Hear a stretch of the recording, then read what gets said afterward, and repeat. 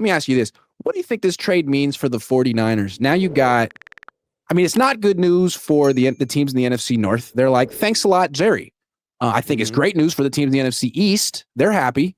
How do the Niners feel right now? Did their path to the NFC title game just get easier or harder?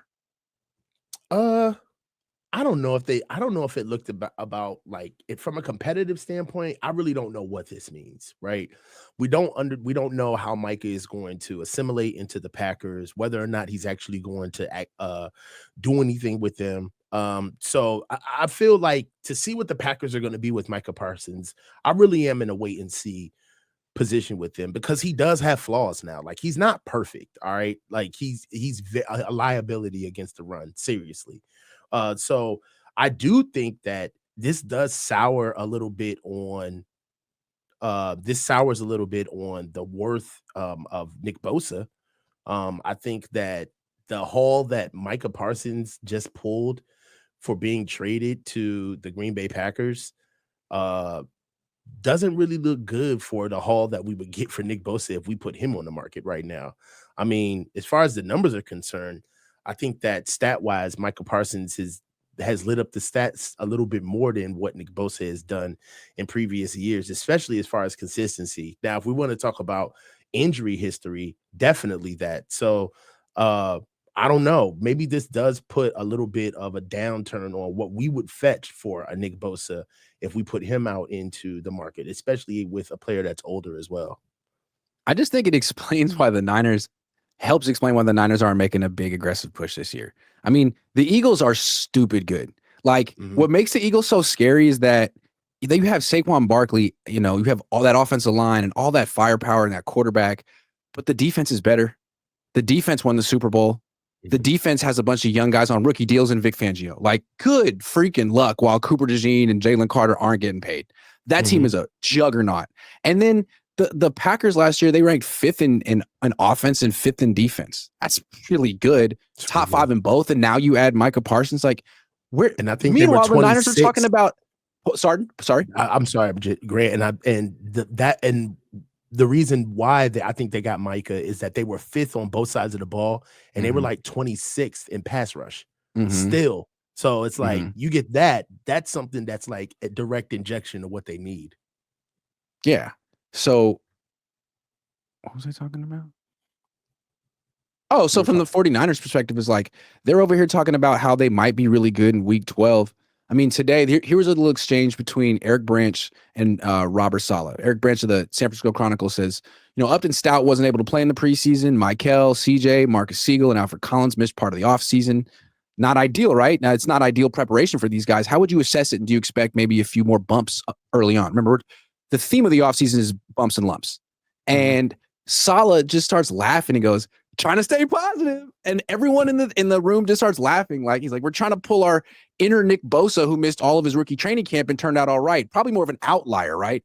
No, it's never ideal. Like I think the expectations inside the facility right now are pretty modest, and I wouldn't say that about Philly and Green Bay. I mean, the Niners know there's a big gap between them and the class of the NFC.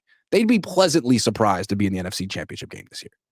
Oh my God, yes. I think if you got them behind closed doors, they let you know right now that the biggest thing with them right now is there's a lot of boiling plates that they've got to tend to right now. As far as one, there's a little bit of plausible deniability that they have to build with the team, where I do believe that there is a message to the veterans of the team, and there's a message to a lot of the youth and second and third year players of the team. Whereas there's been a message to, hey, we need you guys to be 100% bought in on everything. Participation is key. You look at the way that Trent Williams has been a participator. So is CMC. Nick Bosa, although he has not participated in practice, his presence has been A1. He's been there. A lot of guys have been around. That is them kind of circling the wagons and trying to push and permeate the culture into a lot of guys who don't necessarily have that culture in them that are going to be able to play. They're going to be able to touch the work. So for me, I see it. They understand that this is going to be a sensitive year. And I even said this, like, I've coached in a year where we lost like a lot of guys and we had to play young guys. And because of that, there was a segment of like fundamentals, like read and fit, stance and start, just like all of the little things that you did early in camp. We would still run that stuff for like the first 20 minutes of practice because we had young guys, and you build habits when you're just trying to survive. You build bad habits. So there's going to be a lot of guys where it's all hands on deck this season. Every coach has got to develop. You're going to figure out who's really worth their money this year, because there's not a lot of room for guys to just kind of mail it in. What's interesting is like the public perception of the Niners is that they're back. They're healthy. Last year was an aberration. They're favored in 15 to 17 games right now. The only games they're not favored in, I think, are the ones against Tampa and one of the games against the Rams. Every other game they're favored to win. And yet internally the Niners are like, nah, this isn't our year. I think that's why they took all that dead cap space. That's why they're rolling over the cap space to next year. I mean, Josh Dubow, the AP, put out this stat today. The Niners currently have more than $117 million of cap room used on dead money, IR, PUP, and NFI lists. Like, this ain't it. This is not the year. Maybe next year, but this is such a clear reload reset year. And it'd just be nice if they would lower ticket prices and corresponding move. But that's not how it works out here, I guess. They got bills to pay, man. You know where they at. Don't we all? They out there. Instead, they're actually bringing out new uniforms that you guys can buy. Please buy the uniform so the Niners can sign a new midfielder for Leeds United, because they're very expensive over there. They really are. They did a good job with the saloon font numbers. I mean, I see what they did there. I like the saloon font. They were going for the starter jacket, the black starter jacket. Yeah, but what kind of threw me off is that because the numbers are so distinct and that the faithful font is another different font, it just looks a little busy. It's a lot going on. Also, why is faithful on there, man? That's who we are. It's a little much. It's a little much. But it's heavy. Little much. It's heavy-handed. Faithful. It's giving a little bit of like Madden My Player, like sitting in the basement with a J and some Cheetos. Like, yo, put faithful on that, bro. We need one more thing. Wait. It's like, okay. Oh, no. Don't save it yet. Yo, put faithful, bro. I just think it's the kind of a jersey that like the Jacksonville Jaguars would make. I'm sorry. I'm consider me a uniform conservative, but it's like, how do you improve what you already have? You were one of 6 or 7 teams with iconic jerseys. Raiders, Steelers, Packers, Cowboys. You'll see the Cowboys being like, let's throw in a black on black. Like, nah, let Tennessee try that. You know what? We don't need to do that. I just think it's kind of beneath them, personally. It is. I wish honestly, they would take the approach of like iconic teams like the Yankees, like the Lakers. I mean, even though the Lakers, when LeBron got there, I knew they were going to. I don't like that they do that stuff. It's like, man, you're like Cleveland Cavaliering this organization, man. Stop it. Yeah. Like the Cowboys, I love their classic look. I love our classic look. There's certain things you just can't touch. But it's only one game. And you know what? If the team is good, they'll look pretty dope. If they're bad, though, it'll be hilarious. I'm glad you brought that up. That was a great take, is that the popularity of the jersey is whether or not you win in them.